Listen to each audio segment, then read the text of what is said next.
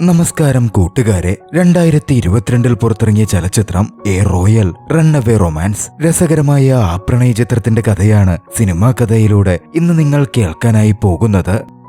കഥയാരംഭിക്കുന്നത് ബൺബറി എന്ന രാജ്യത്താണ്. അവിടുത്തെ രാജകുമാരി അമേലിയയുടെ ചിത്രം വരയ്ക്കാൻ വെസ് എന്ന പേരിലുള്ള വലിയൊരു ആർട്ടിസ്റ്റ് എത്തിയിരുന്നു. വെസ് എന്ന് അമേലിയയുടെ ചിത്രം പൂർണ്ണമാക്കി. ആ സമയം അദ്ദേഹം ഒരു കമന്റും പറയുകയാണ്. രാജകുമാരിയുടെ ചിത്രം വരച്ചപ്പോൾ ഏറ്റവും പ്രയാസമായി തോന്നിയത് കണ്ണുകളുടെ ഭാഗമായിരുന്നു. എന്തുകൊണ്ടോ ദുഃഖം തളം കെട്ടി നിൽക്കുന്ന പോലുള്ള കണ്ണുകൾ. വെസ്സിന്റെ ഇടപെടലും വെസ്സുമായുള്ള പരിചയവും അവന്റെ അഭിപ്രായവും ഒക്കെ അമേലിയയെ വെസ്സിനോട് അടുപ്പിച്ചിരുന്നു. ആദ്യ കാഴ്ചയിലെ പ്രണയം എന്നൊക്കെ വേണമെങ്കിൽ പറയാം. ചിത്രം പൂർത്തിയായതും അമേലിയയുടെ അമ്മ, അതായത് ക്യൂൻ, ആ ചിത്രം കാണാനെത്തുകയാണ്. അവർക്കത് അത്രമേൽ ഇഷ്ടപ്പെട്ടിരുന്നു. ആർട്ടിസ്റ്റ് വെസ്സിനെ അവർ വേണ്ടവണ്ണം പുകഴ്ത്തി. ശേഷം വെസ് എപ്പോഴാണ് മടങ്ങിപ്പോകുന്നത് എന്നതിനെപ്പറ്റിയും ചോദിച്ചു. താനന്ന് വൈകുന്നേരം തന്നെ മടങ്ങിപ്പോകും എന്നായിരുന്നു വെസ് പറഞ്ഞത്. ചിക്കാഗോയിൽ കുറച്ച് ജോലിയുടെ കാര്യങ്ങൾ ഉണ്ടെന്നും മറ്റും വെസ് ആ സമയത്ത് കൂട്ടിച്ചേർക്കുന്നുണ്ട്. ഉടൻ അമേലിയ പറഞ്ഞു, ഇന്ന് എന്റെ കൂടെ ഡിന്നർ കഴിച്ചിട്ട് പോയാൽ പോരെ. വെസ് അത് സന്തോഷത്തോടെ സമ്മതിക്കുകയും ചെയ്തു. അടുത്ത ദിവസമായിരുന്നു വെസ് മടങ്ങിപ്പോവാൻ തീരുമാനിച്ചത്. രാത്രിയിൽ അമേലിയ വെസ്സിനെ കാണാൻ എത്തുകയാണ്. വെസ്സിനും അമേലിയയോട് ഒരടുപ്പമൊക്കെ തോന്നിയിരുന്നു. ഒന്നുമില്ലെങ്കിലും സുന്ദരിയായ ഒരു രാജകുമാരിയാണല്ലോ. ആദ്യ കാഴ്ചയിലെ പ്രണയം അമേലിയയുടെ വാക്കുകളിലും പ്രവൃത്തിയിലും വെസ് തിരിച്ചറിയുന്നുണ്ട്. ഞാനൊരു സാധാരണക്കാരനാണ്, രാജകുമാരിയായ അങ്ങയ്ക്ക് അത് പ്രശ്നമാവില്ലേ എന്ന് വെസ് ചോദിക്കുന്നു. അതൊന്നും പ്രശ്നമല്ലെന്നായിരുന്നു അമേലിയയുടെ മറുപടി. അതോടെ വെസ് അമേലിയയെ അമേരിക്കയിലേക്ക് ക്ഷണിക്കുകയാണ്. അവർക്കിടയിൽ ഒരു ചുംബനം പോലും സംഭവിക്കേണ്ടതായിരുന്നു. പക്ഷെ പെട്ടെന്ന് വെസ് പിന്മാറി. അവിടുണ്ടായിരുന്ന ക്യൂന്റെ ചിത്രത്തിലേക്ക് നോക്കി അതിനെപ്പറ്റി സംസാരിക്കാൻ തുടങ്ങി. അവനെ പെട്ടെന്ന് പരിഭ്രമത്തിലാക്കിയതിന് അമേലിയ വെസ്സിനോട് ക്ഷമ ചോദിക്കുകയും ചെയ്യുവാണ്. അടുത്ത ദിവസം വെസ് മടങ്ങിപ്പോവുമായിരുന്നു. വെസ്സിനെ ഏവരും ചേർന്ന് യാത്രയാക്കി. പോകുന്നതിനു മുമ്പ് അമേലിയയെ നോക്കി വെസ് കൈവീശി. അമേലിയയുടെ മുഖത്ത് സന്തോഷം നിറഞ്ഞൊരു പുഞ്ചിരി കാണാമായിരുന്നു. പിന്നീട് ക്യൂനും അമേലിയയും സംസാരിക്കുകയാണ്. അമേലിയയുടെ മനസ്സിൽ വെസ്സിനോടുള്ള താല്പര്യം ക്യൂൻ തിരിച്ചറിഞ്ഞിരുന്നു.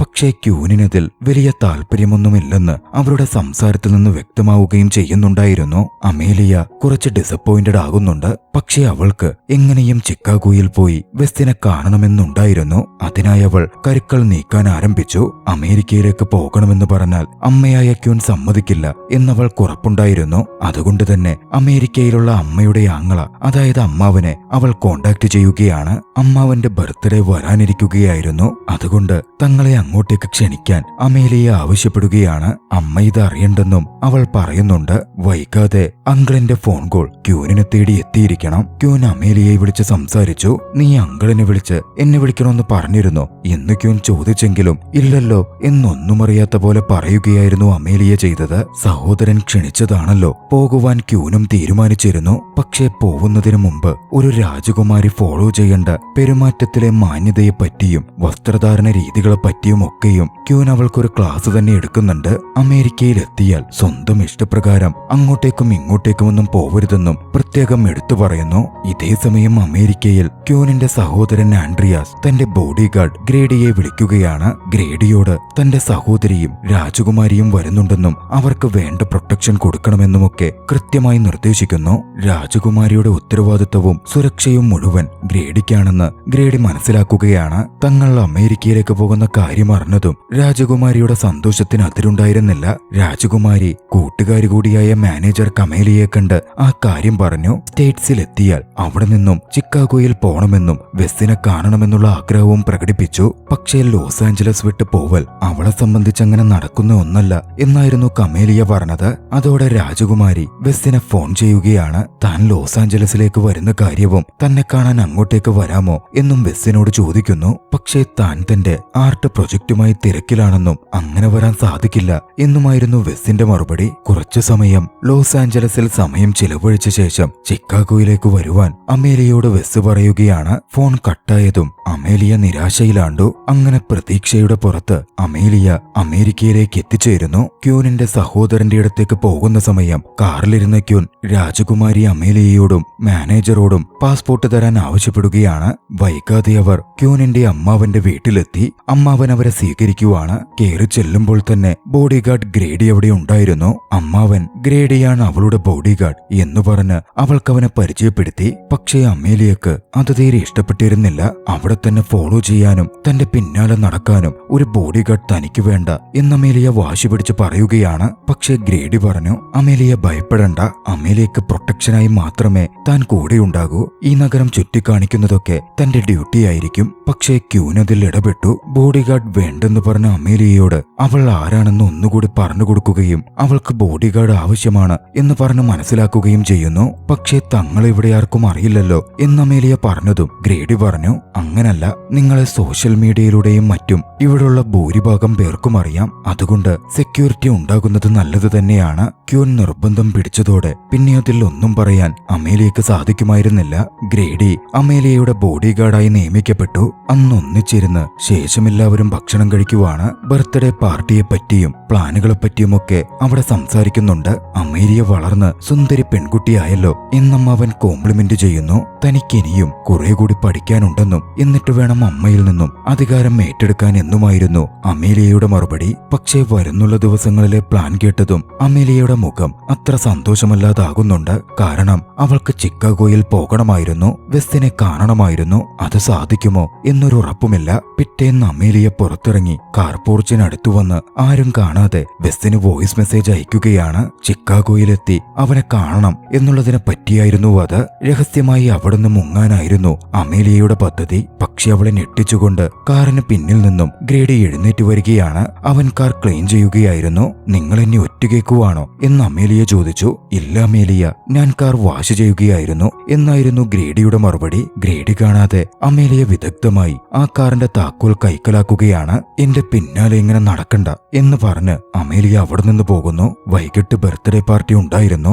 അമേലിയ അതിസുന്ദരിയായി കാണപ്പെട്ടു. അവിടെ വെച്ച് കമേലിയയെ കണ്ടപ്പോൾ താൻ കാർ കീ മോഷ്ടിച്ച കാര്യവും നാളെ ആരും അറിയാതെ കാറെടുത്ത് ചിക്കാഗോയിലേക്ക് പോവാൻ ഉദ്ദേശിക്കുന്നതും അവൾ പറയുന്നുണ്ട്. കമേലിയ അവളെ അതിശയത്തോടെ നോക്കി. അതൊരു നല്ല ഐഡിയയാണ് എന്ന് രാജകുമാരിയോട് പറയുകയും ചെയ്തു. പിറ്റേന്ന് പകലിൽ സാധാരണ വസ്ത്രം ധരിച്ച് അത്യാവശ്യത്തിന് സാധനങ്ങളും എടുത്ത് പുലർച്ചെ തന്നെ അമേലിയ കാർ എടുത്തു പോകാൻ വേണ്ടി പോർച്ചിലെത്തുന്നു. അവൾ കാറിന്റെ ഡോർ തുറന്നതും അതിനകത്ത് പാസഞ്ചർ സീറ്റിൽ ഗ്രേഡി ഇരിക്കുന്നുണ്ടായിരുന്നു. ഗ്രേഡിയെ കണ്ട് അമേലിയ ഒന്ന് ഞെട്ടി. നീ എന്താ ഇവിടെയെന്ന് ചോദിച്ചു. ഇതെന്റെ കാറാണ് എന്നായിരുന്നു ഗ്രേഡിയുടെ മറുപടി. അമേലിയ എന്താ ഇവിടെയെന്ന് ചോദിച്ചപ്പോ തനിക്ക് ഈ കീ ഇന്നലെ താഴെ വീണ് കിട്ടിയതാണെന്നും അത് ഏതിന്റെയാന്ന് നോക്കാൻ വന്നതാണെന്നും അമേലിയ കള്ളം പറയാൻ ശ്രമിക്കുവാണ്. അപ്പോഴേക്കും അമേലിയയുടെ ലഗേജും ഗ്രേഡി കണ്ടിരുന്നു. അതോടെ അമേലിയ ആകപ്പെട്ടു. അമേലിയക്ക് ഗ്രേഡിയോട് സത്യം പറയേണ്ട വരികയാണ്. തന്നെ ചിക്കാഗോയിലേക്ക് കൊണ്ടുപോകാമോ എന്ന് അമേലിയ ഗ്രേഡിയോട് തന്നെ ചോദിക്കുന്നു. പറ്റില്ലെന്ന് പറഞ്ഞ ഗ്രേഡി താനിക്കാര്യങ്ങളൊക്കെ അങ്കിളിനോട് പറഞ്ഞിട്ടുണ്ട് എന്നായിരുന്നു മറുപടി പറഞ്ഞത്. അങ്കിളും അങ്ങോട്ടേക്ക് എത്തുന്നു. അങ്കിളിനടുക്കൽ അങ്കിൾ എന്റെ ഫോട്ടോ വരയ്ക്കാൻ റെക്കമെൻഡ് ചെയ്ത ആർട്ടിസ്റ്റ് വെസ്സില്ലേ, അയാളുടെ ഒരു ഷോ ചിക്കാഗോയിൽ നടക്കുന്നുണ്ട്, അത് കാണണമെന്നുണ്ട്, അതിന് പോവാൻ എന്നെ അനുവദിക്കണം എന്ന് അമേലിയ ആവശ്യപ്പെടുകയാണ്. അങ്കിൾ സമ്മതിക്കില്ലെന്നാണ് അവൾ കരുതിയതെങ്കിലും അങ്കിൾ പൂർണ്ണ സമ്മതം കൊടുക്കുന്നു. ഗ്രേഡി അവളെ കൊണ്ടുപോകും എന്ന് കൂട്ടിച്ചേർക്കുകയും ചെയ്യുകയാണ്. അമേലിയയുടെ സന്തോഷത്തിന് അതിരുണ്ടായിരുന്നില്ല. അമേലിയയെ സുരക്ഷിതമായി കൂട്ടിക്കൊണ്ടുപോയി വരുന്നതിന് നല്ലൊരു തുക കൊടുക്കാം എന്ന് അങ്കിൾ ഗ്രേഡിക്ക് ഓഫർ കൊടുക്കുന്നുമുണ്ട്. ഗ്രേഡി സന്തോഷത്തോടെ അത് സ്വീകരിക്കുന്നു. വൈകാതെ അങ്കിൾ കൊടുത്ത ഫേവറേറ്റ് കാറിൽ തന്നെ അമേലിയയും ഗ്രേഡിയും തങ്ങളുടെ യാത്ര തുടങ്ങുകയാണ്. യാത്രാമധ്യേ ക്യൂനിന്റെ മെസ്സേജ് രാജകുമാരിയെ തേടി എത്തുന്നുണ്ട്. എവിടെയെന്ന് ചോദിച്ചായിരുന്നു അത്. അമേലിയയുടൻ താൻ എടുത്തു വെച്ചിരുന്ന ഹോളിവുഡിന്റെ ഒരു ഫോട്ടോ ക്യൂനിന് അയച്ചു കൊടുക്കുന്നു. താൻ അവിടെ തന്നെ കറങ്ങി നടക്കുന്നുണ്ട് എന്ന് ബോധ്യപ്പെടുത്താനായിരുന്നു അത്. വീണ്ടും അവരുടെ യാത്ര തുടർന്നു. 2 ദിവസത്തെ യാത്രയുണ്ട്, തിങ്കളാഴ്ചയെ എത്തുള്ളൂ എന്ന് യാത്രാമധ്യേ ഗ്രേഡി അമേലിയയോട് പറയുന്നുണ്ട്. അമേലിയക്കും സന്തോഷമായി. ബുധനാഴ്ചയാണ് ബസിന്റെ ആർട്ട് ഷോ തുടങ്ങുന്നത്. യാത്രാമധ്യേ അവർ ഭക്ഷണം കഴിക്കാൻ ഒരു ഹോട്ടലിൽ കയറി. എന്നെ ആരെങ്കിലും തട്ടിക്കൊണ്ടുപോകുമെന്ന് ഇപ്പോഴും തോന്നുന്നുണ്ടോ എന്നൊക്കെ അമേലിയ ചോദിക്കുവാണ്. ചിരിയോടെ ഗ്രേഡി ആ ചോദ്യം തള്ളി നീക്കി. ശേഷമുള്ള സംസാരത്തിൽ വെസ്സുമായി അമേലിയ പ്രണയത്തിലാണോ എന്ന് ഗ്രേഡി തിരക്കുന്നുണ്ട്. ഇല്ലെന്നായിരുന്നു അമേലിയ മറുപടി പറഞ്ഞത്. തനിക്ക് കുറെ യാത്ര ചെയ്യണമെന്നും അതിനാ താൻ ശ്രമിക്കുന്നതെന്നും അധികാരം ഏറ്റെടുത്തു കഴിഞ്ഞാൽ പിന്നെ എനിക്ക് എങ്ങോട്ടും പോവാൻ പറ്റില്ല, അതുകൊണ്ടിപ്പോ ജീവിതം ആസ്വദിക്കാൻ ശ്രമിക്കുകയാ എന്നുമായിരുന്നു അവൾ മറുപടി പറഞ്ഞത്. പിന്നാലെ ലവ് അറ്റ് ഫസ്റ്റ് സൈറ്റിൽ അവൻ വിശ്വസിക്കുന്നുണ്ടോ എന്ന് അമേലിയ ചോദിക്കുകയും ചെയ്തു. ഇല്ലെന്ന് പറഞ്ഞ വെസ് കാര്യങ്ങൾ വിശദീകരിച്ചു. രണ്ടുപേരടുത്തറിഞ്ഞാൽ തന്നെ ഈ പ്രണയം ഇത്തിരി ബുദ്ധിമുട്ടുണ്ടാക്കുന്ന സംഗതിയാ, അത്ര എളുപ്പമൊന്നുമല്ല. അവർ തമ്മിൽ ഒരുപാട് സംസാരിക്കുന്നുണ്ട്. അന്ന് രാത്രിയിൽ ക്യാമ്പ് ചെയ്യാനുള്ള ആഗ്രഹം അമേലിയ ഗ്രേഡിയോട് പങ്കുവെക്കുകയാണ്. പക്ഷെ അവർക്കടുത്ത സാധനങ്ങളൊന്നുമില്ല എന്ന് ഗ്രേഡി പറയുമ്പോൾ അതിനെന്താ, അമ്മാവന്റെ ക്രെഡിറ്റ് കാർഡ് ഉണ്ടല്ലോ എന്നായിരുന്നു ചിരിയോടെ അമേലിയയുടെ മറുപടി. ആവശ്യമുള്ള സാധനങ്ങൾ വാങ്ങി അന്ന് രാത്രിയിൽ അവർ ക്യാമ്പ് ചെയ്യുന്നു. അമേലിയക്കതൊക്കെ ആദ്യത്തെ അനുഭവമായിരുന്നു. അവളതൊക്കെ എൻജോയ് ചെയ്യുന്നുണ്ടായിരുന്നു. അവർ തമ്മിൽ അന്ന് രാത്രി ഒരുപാട് സംസാരിച്ചിരുന്നു. തമാശകളും ചിരികളും ഒക്കെയായി അവരുടെ അടുപ്പവും വർദ്ധിച്ചു വരുന്നുണ്ടായിരുന്നു. പോകുന്ന വഴിയിൽ ഒരു ഫെസ്റ്റിവൽ നടക്കുന്നത് അമേലിയ കണ്ടു. ഗ്രേഡിയോട് പറഞ്ഞ് അവൾ കാർ നിർത്തിച്ച് അവിടെ ഇറങ്ങി.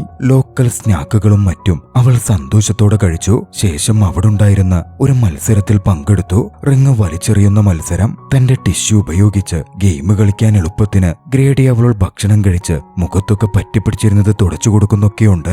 ആദ്യഘട്ടത്തിൽ അമേലിയ വിജയിച്ചില്ലെങ്കിലും രണ്ടാമത് വിജയിച്ച് ഒരു ബൊക്കെ അവൾ നേടുകയാണ്. ആ ഒരു എക്സൈറ്റ്മെന്റിൽ അമേലിയ ഗ്രേഡിയെ കെട്ടിപ്പിടിക്കുന്നുമുണ്ട്. പെട്ടെന്നൊരു ഓക്വാർഡ് മൊമെന്റ് ഉണ്ടാക്കിയെങ്കിലും അമേലിയ പെട്ടെന്ന് പിന്തിരിഞ്ഞു. അന്ന് അവിടെ ഒരു ഹോട്ടലിൽ താമസിക്കാം എന്നവർ തീരുമാനിച്ചിരുന്നു. ഗ്രേഡിയോട് പോയി ബാഗ് എടുത്തുകൊണ്ട് വരാനും താൻ കാത്തു നിൽക്കാം എന്നും അമേലിയ പറഞ്ഞു. ഗ്രേഡി ബാഗ് എടുക്കാൻ പോയി.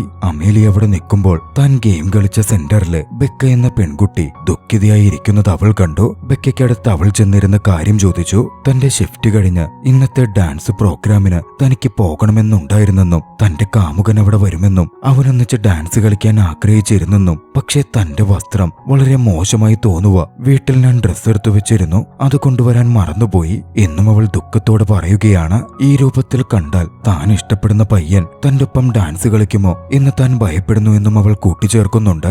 ആ പയ്യന് നീയുമായി ഡാൻസ് കളിക്കണമെന്നുണ്ടെങ്കിൽ നീ ഏതു വസ്ത്രം ധരിച്ചാലും അതവന് പ്രശ്നമാവില്ല എന്നായിരുന്നു അമേലിയയുടെ മറുപടി. എന്നിരുന്നാലും അമേലിയ അവളെ തങ്ങൾ താമസിക്കാൻ പോകുന്ന ഹോട്ടൽ റൂമിലേക്ക് കൊണ്ടുപോവുകയാണ്. തന്റെ വസ്ത്രത്തിൽ നിന്നും വില കൂടിയ നല്ലൊരു വസ്ത്രമെടുത്ത് അവൾ ബെക്കക്ക് കൊടുക്കുന്നു. ബെക്ക ആദ്യമൊക്കെ വേണ്ടെന്ന് പറയുന്നുണ്ടെങ്കിലും അമേലിയ നിർബന്ധിച്ച് അതവൾക്ക് കൊടുക്കുകയാണ്. ശേഷം ബെക്കയ്ക്കൊപ്പം അവളും ഡാൻസ് പ്രോഗ്രാമിന് പോകുന്നുണ്ട്. ഗ്രേഡിക്കടുത്ത് ആ സമയം തന്റെ ഒപ്പം ഡാൻസ് കളിക്കാൻ അമേലിയ ആവശ്യപ്പെടുന്നു. ഗ്രേഡി മടിച്ചു നിന്നു. എന്നിരുന്നാലും അമേലിയ നിർബന്ധിച്ചപ്പോൾ ഗ്രേഡി കൂടെ കൂടി. ആ സമയം ബെക്കയും ഇഷ്ടപ്പെട്ട പയ്യനും ഡാൻസ് കളിക്കുന്നത് സന്തോഷത്തോടെ അമേലിയ നോക്കിക്കണ്ടു. നീ ചെയ്തത് വളരെ വലിയ നല്ലൊരു കാര്യമാണ് എന്ന് ഗ്രേഡിയപ്പോൾ അമേലിയയെ അഭിനന്ദിച്ചു. അവൾക്കും സന്തോഷം തോന്നിയിരുന്നു. ഗ്രേഡിയും അമേലിയയും ഡാൻസ് കളിച്ച് നിൽക്കുമ്പോൾ ചിലർ അമേലിയയെ ആ നിമിഷം തിരിച്ചറിഞ്ഞിരുന്നു. കഷ്ടപ്പെട്ട് ഡാൻസിനായി നിൽക്കുമ്പോൾ ഗ്രേഡി അമേലിയയോട് പറഞ്ഞു, തനിക്ക് ശരിക്കും ഡാൻസ് കളിക്കാൻ അറിയില്ല. എന്റെ എക്സ് ബ്രേക്കപ്പ് ചെയ്തു പോവാൻ തന്നെ കാരണം അവൾ എന്നെ ഒരുപാട് വട്ടം ഡാൻസ് പഠിപ്പിക്കാൻ ശ്രമിച്ചിട്ടും എനിക്കത് കഴിയാതെ വന്നതുകൊണ്ടാണ്. അമേലിയ ഗ്രേഡിയുടെ ഷോൾഡറിനുമേൽ കൈവച്ചു. മ്യൂസിക്കിനനുസരിച്ച് ചെറുതായി അനങ്ങി ഡാൻസ് ചെയ്തുകൊണ്ടിരുന്നു. ഇരുവരും പരസ്പരം കണ്ണുകളിൽ നോക്കുന്നുണ്ടായിരുന്നു. വല്ലാത്തൊരു ഫീലിംഗ് ഇരുവരുടെയും ഉള്ളിൽ അനുഭവപ്പെടാൻ ആരംഭിച്ചു. പ്രണയത്തുള്ളികൾ ഇരുവരുടെയും ഹൃദയത്തിൽ നിറഞ്ഞിരുന്നോ എന്തോ. അടുത്ത ദിവസം അമേലിയയും ഗ്രേഡിയും അവിടെ നിന്ന് പോവാനൊരുങ്ങുമ്പോൾ പുറത്ത് മുഴുവൻ മാധ്യമങ്ങളായിരുന്നു. അമേലിയ രാജകുമാരിയല്ലേ എന്നൊക്കെ ചോദിച്ച് അവർ അവരുടെ പിന്നാലെ വന്നു. അമേലിയെ പ്രൊട്ടക്ട് ചെയ്ത് ഗ്രേഡി സുരക്ഷിതമായി കാറിൽ കയറ്റുകയും പത്രക്കാരിൽ നിന്നും അവളെ സുരക്ഷിതയാക്കി ഗ്രേഡി കാർ ഓടിച്ചു പോവുകയും ചെയ്തു. ഇതേ സമയം വീട്ടിൽ അപ്പോഴേക്കും രാജകുമാരിയെ കാണാത്ത കാര്യം ക്യൂൻ തിരിച്ചറിഞ്ഞിരുന്നു. കമേലിയക്കടുത്ത് എവിടെയാണ് രാജകുമാരി എന്ന് ക്യൂൻ തിരക്കുകയാണ്. കമേലിയ എന്തു പറയണമെന്നറിയാതെ നിന്നു. ഭാഗ്യത്തിന് അവിടുണ്ടായിരുന്ന അമ്മാവൻ ഇടപെടുകയും അമേലിയെ എവിടെയാണെന്ന് തന്റെ സഹോദരിയോട് പറയുകയും ചെയ്യുവാണ്. ദേഷ്യപ്പെട്ട് ക്യൂൻ അവിടെ നിന്ന് എഴുന്നേറ്റ് പോയി. ഇതിനിടയിലൊക്കെ അമേലിയ വെസ്സിനെ വിളിക്കാൻ നോക്കുന്നുണ്ടെങ്കിലും വെസ് ഫോൺ എടുക്കുന്നുണ്ടായിരുന്നില്ല. ഫോൺ എടുത്തപ്പോൾ അതിനുവേണ്ടി അവൻ അമേലിയയോട് ക്ഷമ ചോദിക്കുകയും ചെയ്തു. താൻ ജോലി തിരക്കിലായിരുന്നെന്നും അതുകൊണ്ട് ഫോൺ അറ്റൻഡ് ചെയ്യാൻ പറ്റാതിരുന്നത് എന്നും വെസ് പറയുന്നുണ്ടായിരുന്നു. താൻ കോളറാഡോയിൽ എത്തിയിട്ടുണ്ടെന്നും കാലാവസ്ഥ മോശമാണെന്നും അടുത്ത ദിവസം അങ്ങോട്ടേക്ക് എത്തുമെന്നും അമേലിയ അവനോട് പറയുവാണ്. പക്ഷേ ബുധനാഴ്ച വരെ തനിക്ക് സമയമുണ്ടാവില്ല എന്നായിരുന്നു വെസ്സിന്റെ മറുപടി. അമേലിയ കുറച്ച് നിരാശയിലാണ്ടു. യാത്ര തുടരുമ്പോൾ ശക്തമായ മഴ പെയ്യുകയായിരുന്നു. അതോടെ അമേലിയയും ഗ്രേഡിയും അടുത്തുള്ളൊരു ഹോം സ്റ്റേയിൽ കയറി. അല്പം പ്രായമുള്ള ഒരു വൃദ്ധ ദമ്പതികളായിരുന്നു അത് നടത്തിയിരുന്നത്. റോസ്മേരി എന്നായിരുന്നു ആ സ്ത്രീയുടെ പേര്. അമേലിയയും ഗ്രേഡിയും 2 മുറികളിലായി തങ്ങി. ശേഷം അവർ ഡിന്നർ കഴിക്കാനിരിക്കുവാണ്. റോസ്മേരിയും ഹസ്ബൻഡും അമേലിയയും ഒരുപാട് സംസാരിച്ചു. സംസാരത്തിനിടയിൽ അവരുടേത് ലവ് അറ്റ് ഫസ്റ്റ് സൈറ്റ് ആയിരുന്നെന്നും അന്നു മുതൽ 50 കൊല്ലമായി ഒന്നിച്ചു ജീവിക്കുകയാണെന്നും റോസ്മേരി അമേലിയയോട് പറഞ്ഞു. അത് അമേലിയയുടെ മുഖത്തും ഗ്രേഡിയുടെ മുഖത്തും ഒരു ചിരി വിടർത്തി കണ്ടെത്തിയിരുന്നു. രാത്രിയിൽ അമേലിയയും ഗ്രേഡിയും സംസാരിക്കുന്നുണ്ട്. ലവ് അറ്റ് ഫസ്റ്റ് സൈറ്റിൽ ഇപ്പോൾ നീ വിശ്വസിക്കുന്നുണ്ടോ എന്ന് അമേലിയ ചോദിച്ചു. അവർക്കത് വർക്കായെന്ന് വെച്ച് എല്ലാവർക്കും വർക്കാവണമെന്നില്ല എന്നായിരുന്നു ഗ്രേഡിയുടെ മറുപടി. ഈ മനസ്സെന്ന് പറയുന്ന സാധനം കുറച്ച് കുഴപ്പം പിടിച്ച സംഗതിയാണെന്നും നമ്മളത് ഒരുപാട് ശ്രദ്ധിക്കേണ്ടിയിരിക്കുന്നു എന്നും ഗ്രേഡി വ്യക്തമാക്കുന്നുണ്ട്. ലവ് അറ്റ് ഫസ്റ്റ് സൈറ്റിൽ വിശ്വസിച്ചിരുന്ന അമേലിയക്ക് അതത്ര ഓക്കെ ആയിരുന്നില്ല. അവൾ എഴുന്നേറ്റ് പോയി.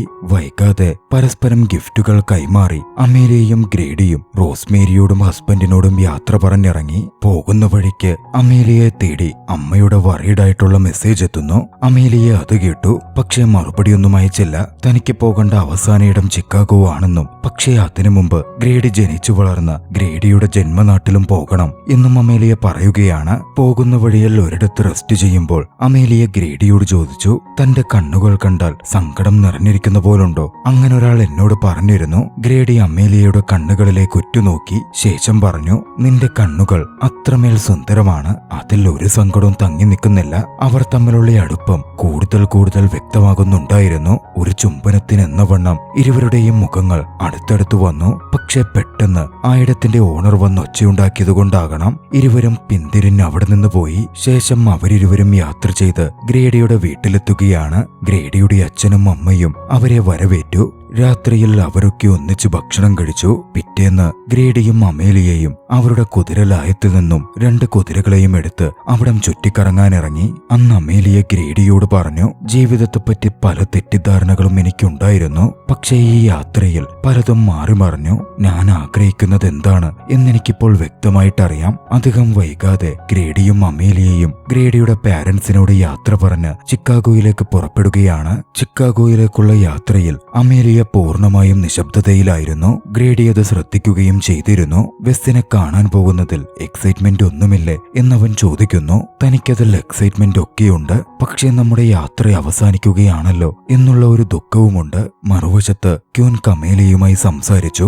രാജകുമാരി അമേലിയ തന്റെ ഫോൺ കോളുകൾക്കും മെസ്സേജിനും ഒന്നും മറുപടി തരുന്നില്ലെന്നും താനൊരു മോശം അമ്മയാണോ എന്നുമായിരുന്നു അവരുടെ ചോദ്യം. കമേലിയ പറഞ്ഞു, നിങ്ങൾ നല്ലൊരു അമ്മ തന്നെയാണ്. പക്ഷേ കുറച്ച് ഓവർ പ്രൊട്ടക്റ്റിംഗ് ആയ ഒരു അമ്മയാണ്. അമേലിയ വളർന്നു കഴിഞ്ഞു. അവളുടെ സ്വാതന്ത്ര്യങ്ങൾ നിങ്ങൾ ഒരുപാട് അടിച്ചമർത്തുമ്പോൾ അത് അവളിൽ ചിലപ്പോൾ വെറുപ്പുണ്ടാക്കിയേക്കും. ക്യൂനിനും ആ പറഞ്ഞതിന്റെ അർത്ഥം പൂർണ്ണമായും മനസ്സിലാവുമായിരുന്നു. വൈകാതെ അവർ ചിക്കാഗോയിൽ എത്തുന്നു. വെസ്സിന്റെ ആർട്ട് ഗാലറിയുടെ മുമ്പിൽ ഗ്രേഡി അമേലിയയെ ഡ്രോപ്പ് ചെയ്യുകയാണ്. ഗ്രേഡിയെ പിരിയുന്നതിൽ അമേലിയക്ക് ദുഃഖമുണ്ടായിരുന്നു. ലോസ് ആഞ്ചലസിൽ വെച്ച് കാണാമെന്ന് പറഞ്ഞ് വേദനയോടെയെങ്കിലും അമേലിയ ഗ്രേഡിയോട് യാത്ര പറയുകയാണ്. വെസ് വന്ന് അമേലിയയെ അവിടെ നിന്ന് കൂട്ടിക്കൊണ്ടുപോയി. ഗ്രേഡി പോകുന്നത് അമേലിയ തിരിഞ്ഞു നോക്കിയിരുന്നു. അമേലിയ പോയതും ഗ്രേഡിയിലും എന്തോ ഒരു ദുഃഖം കാണപ്പെട്ടു. ശേഷം അമേലിയയും വെസ്സും അവന്റെ ആർട്ട് ഗാലറി സന്ദർശിച്ച് സംസാരിക്കുന്നു. യാത്രയെപ്പറ്റി വെസ് ചോദിച്ചപ്പോൾ എല്ലാ കാര്യങ്ങളും അമേലിയ വിശദീകരിക്കുകയാണ്. അങ്ങോട്ടേക്കൊക്കെ നമുക്ക് ഒരിക്കൽ കൂടി പോകാമെന്നും അമേലിയ വെസ്സിനോട് പറയുന്നുണ്ട്. പക്ഷേ തനിക്ക് തിരക്ക് പിടിച്ച ജോലിയുണ്ടെന്നും അതിനൊന്നും സമയമില്ല എന്നുമായിരുന്നു വെസ്സിന്റെ മറുപടി. ശേഷം താൻ വരച്ച ഒരു ചിത്രം വെസ് അമേലിയയെ കാണിച്ചു. ആനിവേഴ്സറി ആഘോഷിക്കാൻ പോകുന്ന 2 വൃദ്ധരുടെ ചിത്രമായിരുന്നു അത്. ആ ചിത്രം തന്നെ അതുപോലുള്ള മറ്റൊരു കപ്പിൾസിനെ ഓർമ്മിപ്പിക്കുന്നു എന്ന് അമേലിയ പറഞ്ഞു. ഇതേ സമയം വൃദ്ധരായ ഒരു ദമ്പതികൾ വരികയും അമേലിയക്കൊപ്പം ഫോട്ടോ എടുക്കാനുള്ള ആഗ്രഹം പറയുകയും ചെയ്തു. വെസ്സായിരുന്നു ആ ഫോട്ടോ എടുത്തുകൊടുത്തത്. ശേഷം വെസ് ഒരു പുച്ഛത്തോടെ പറഞ്ഞു, ഓ ഇവിടെയായിരുന്നിട്ടും നിന്നെ ആളുകൾ തിരിച്ചറിയുന്നുണ്ട്. നമുക്കൊന്നിച്ച് പുറത്തു പോകാം. പ്രസ്സിനടുക്കൽ ബോംബ് പൊട്ടിക്കുന്ന പോലെ അവർക്ക് വലിയൊരു വാർത്ത നിനക്ക് വേണമെങ്കിൽ കൊടുക്കുകയും ചെയ്യാമല്ലോ. വെസ്സിന്റെ ആ തമാശ അമേലിയക്ക് അത്ര പിടിച്ചിരുന്നില്ല. അമേലിയ ഒരു കാര്യം വെസ്സിനോട് ചോദിച്ചു, എപ്പോഴെങ്കിലും നിങ്ങൾ ആരെയെങ്കിലും പ്രണയിച്ചിട്ടുണ്ടോ? പ്രണയിക്കുന്ന പെൺകുട്ടിക്ക് വേണ്ടി നാടും ജോലിയും ഒക്കെ വിട്ടു പോകണം എന്നൊക്കെ എപ്പോഴെങ്കിലും തോന്നാറുണ്ടോ? തന്നെ കൊണ്ട് അതുപോലൊന്ന് ചെയ്യാൻ ഒരിക്കലും സാധിക്കില്ലെന്നും തന്റെ ആർട്ടും തന്റെ ലോകവും ഒക്കെ ഇവിടെ ഈ ചിക്കാഗോയിലാണെന്നായിരുന്നു വെസ് മറുപടി പറഞ്ഞത്. എന്താ ഈ ചോദ്യം കൊണ്ട് അമേലിയെ ഉദ്ദേശിക്കുന്നത് എന്ന് വെസ് ചോദിച്ചെങ്കിലും എനിക്കിപ്പോൾ ചില കാര്യങ്ങളിൽ പൂർണ്ണ വ്യക്തത വന്നു എന്ന് ചിരിയോടെ പറഞ്ഞ അമേലിയ വെസ്സിനോട് യാത്ര പറഞ്ഞ് അവിടെ നിന്ന് പോരുകയാണ്. വെസ് തനിക്ക് ചേർന്ന ഒരുവനല്ലെന്നും താൻ മനസ്സിലാക്കിയ പോലൊരു വ്യക്തിയല്ല വെസ്സെന്നും സ്വന്തം കാര്യം മാത്രം ചലച്ചിത്രം പ്രധാനമായും നോക്കുന്ന ഒരാളാണ് വെസ് എന്നും അമേലിയ തിരിച്ചറിയുകയായിരുന്നു. മറുവശത്ത് ഗ്രേഡി തന്റെ വീട്ടിലേക്ക് എത്തിയിരുന്നു. ദുഃഖത്തോടെ വരുന്ന ഗ്രേഡിയെ അമ്മ തിരിച്ചറിഞ്ഞു. അവൻ ആ രാജകുമാരിയുമായി പ്രണയത്തിലായില്ലേ എന്നമ്മ ചോദിക്കുകയും അവനോട് വിഷമിക്കേണ്ടെന്ന് പറയുകയും യഥാർത്ഥ പ്രണയമാണെങ്കിൽ വിട്ടുകളഞ്ഞാലും അത് അവരിലേക്ക് തന്നെ തിരികെ എത്തുമെന്നും അമ്മ അവനോട് പറഞ്ഞു. ഗ്രേഡി ഒന്നും മറുപടി പറഞ്ഞില്ല. അടുത്ത ദിവസം